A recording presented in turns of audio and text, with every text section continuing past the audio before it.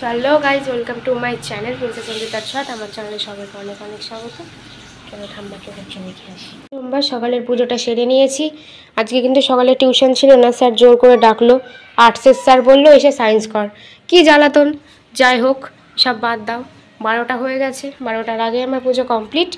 ঘর মোছা, ঘর ঝাড় দেওয়া, বিছানা তোলা সবই কমপ্লিট। খাওয়াও কমপ্লিট, ওই যে রান্নাঘরও মোছা হয়ে গেছে। আর আজকে অবস্থা দেখো, শাড়ি রোদে দেওয়া, এখন উপরে গিয়ে সব তুলতে হবে। এখন সবে খেয়ে উঠলাম, এবার মাকে বলছি একটু পরে তুলবো। আর কি রোদ বেরিয়েছে বাবা, এই রোদে থাকা মানে বিরাট ব্যাপার। তো চলো দেখতে থাকো, সঙ্গে থাকো।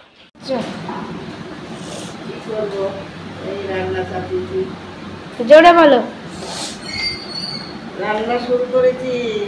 কি মেনুতে? কি মেনুতে আছে কচু দিয়ে শিলমাতে মাছ দিয়েছো, আর মাছের মুড়ো দিয়ে উচ্ছে দিয়ে রসা, আর পদ্ম কচুর শাক।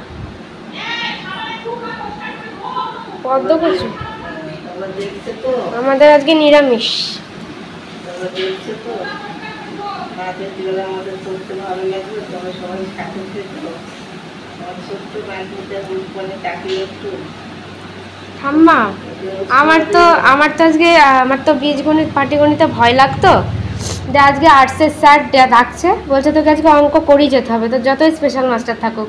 দিয়ে একটা সূত্র দেখে দিল, ওই সূত্র দেখে একটা অঙ্ক করে দিল, বাদ বাকি 5টা অঙ্ক আমি নিজেই করে দিয়েছি। কিন্তু ওই মাইনাস প্লাস একটু গোলমাল পাচ্ছিল, ওটা বললো ঠিক হয়ে যাবে করতে করতে।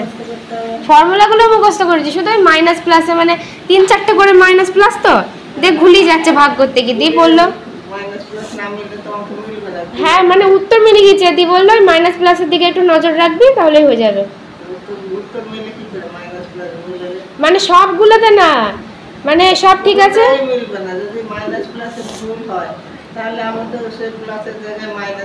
মানে সবই ঠিক আছে। ও কিন্তু মাইনাস মাইনাস কেটে আমি কাটাকুটিটা করা হতো, যে আমি মাইনাস মাইনাসটা কাটেনি, এমনি কাটাকুটি করে দিয়েছি। দিয়ে বলছে মাইনাস দুটো কাটতে হবে, না হলে সব অঙ্কটাই কেটে দেবে।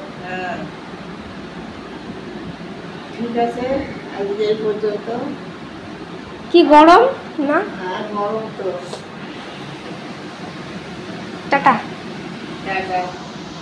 সো গাইস, তারপরে বসে পড়েছিলাম খেতে, পুজো দিয়ে এসে বাসনগুলো তুলে। এটা হচ্ছে কাঁকরোল ভাজা, পটল ভাজা, আর এখানে হচ্ছে আলু, সোয়াবিন, কচু, কুমড়ো টুমড়ো দিয়ে একটা চচ্চড়ি টাইপের। খুব ভালো লাগছিল খেতে তরকারিটা, আমার তো ভীষণ ভালো লাগছিল। তবু মাকে আমি রাগানোর জন্য বলছিলাম যে ভালো হয়নি, এটা হয়নি, সেটা হয়নি, এটা দিতে হতো না। তো আমার মুখটা পুরো ঘেমে কালা হয়ে গিয়েছিলো। তারপরে আবার ঠিক হয়ে গিয়েছিলো মুখ ধুয়ে, কারণ রোদের মধ্যে মন্দিরে গিয়ে পুজো করছিলাম। তো এটা ভেবে ভালো লাগছিল যে মা আমাকে এবার কোনো বছর ঠাকুর দেখতে যেতে দেয় না, এই বছর পারমিশন দিয়ে দিয়েছে। এই বছর আমাকে মানে আমরা সব ফ্রেন্ডসরা মিলে অনেক দূরে যাব ঠাকুর দেখতে, গাড়ি রিজার্ভ করে। তো গাইস, এটা ভেবে আমার খুবই ভালো লাগছে।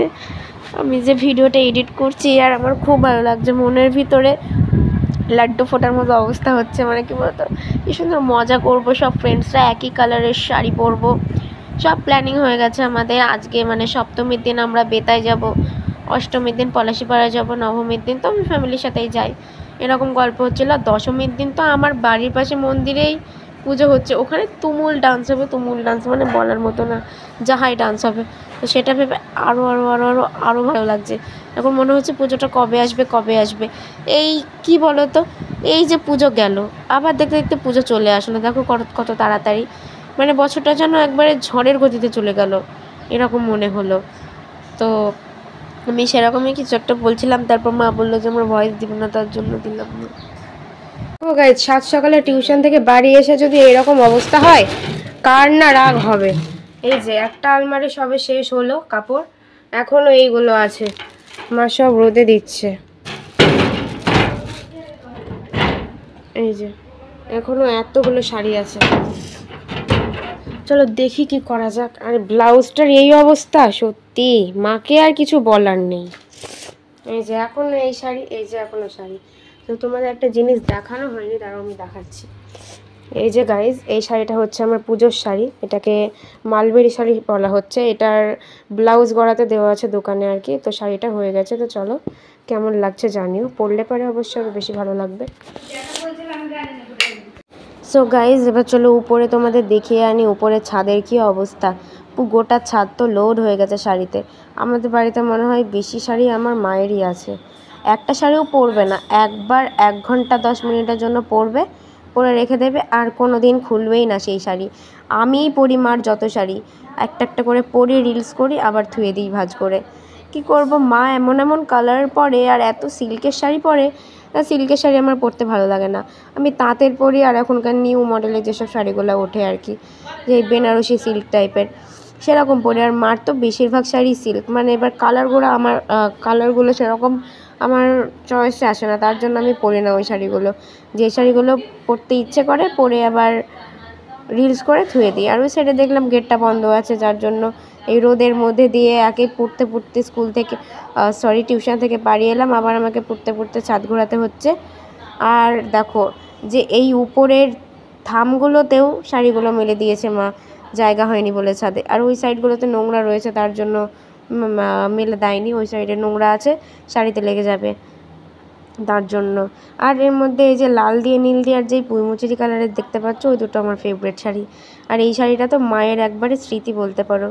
এই শাড়িটা মার বিয়ে হয়ে আসার পর বাবা ফার্স্ট মাকে গিফট করেছিল, তার জন্য মা আমাকে বলছিল, শাড়িগুলো দেখাচ্ছিল যে এই দেখ, এই শাড়িটা তোর বাবা আমাকে দিয়েছিল ফার্স্ট টাইম।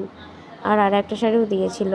এইখানে যতগুলো শাড়ি দেখছো সব শাড়ি আমার পরা, এই 2-3টে পরিনি যেগুলো খুবই পুরনো শাড়ি, সেইগুলো বাদ দিয়ে সব শাড়ি পরা আমার।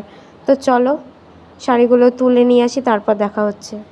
দেখতে পাচ্ছ তোমরা কি, দাঁড়াও 1 সেকেন্ড থামো। এই দেখো এই গোটা শাড়িগুলো এখন আমাকে ভাঁজ করতে হবে। এই গোটা শাড়িগুলো এখন আমাকে ভাঁজ করতে হবে। ভাবা যায় কি মুশকিলে পড়লাম রে বাবা। চলো ঝটপট করে ভাঁজগুলো করে নিই, যা হয় হবে।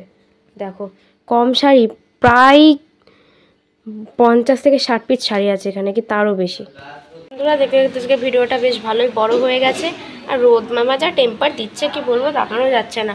তো চলো বন্ধুরা, আজকে ভিডিওটা এখানে শেষ করছি। সবাই ভালো থেকো, সুস্থ থেকো, আমার পাশে থেকো, সাথে থেকো, সাবধানে থেকো। এবং ভিডিওতে যদি ভালো লেগে থাকে অবশ্যই লাইক, কমেন্ট এবং সাবস্ক্রাইব করে সঙ্গে থেকো। দেখা হচ্ছে পরের কোনো ভিডিওতে। টাটা।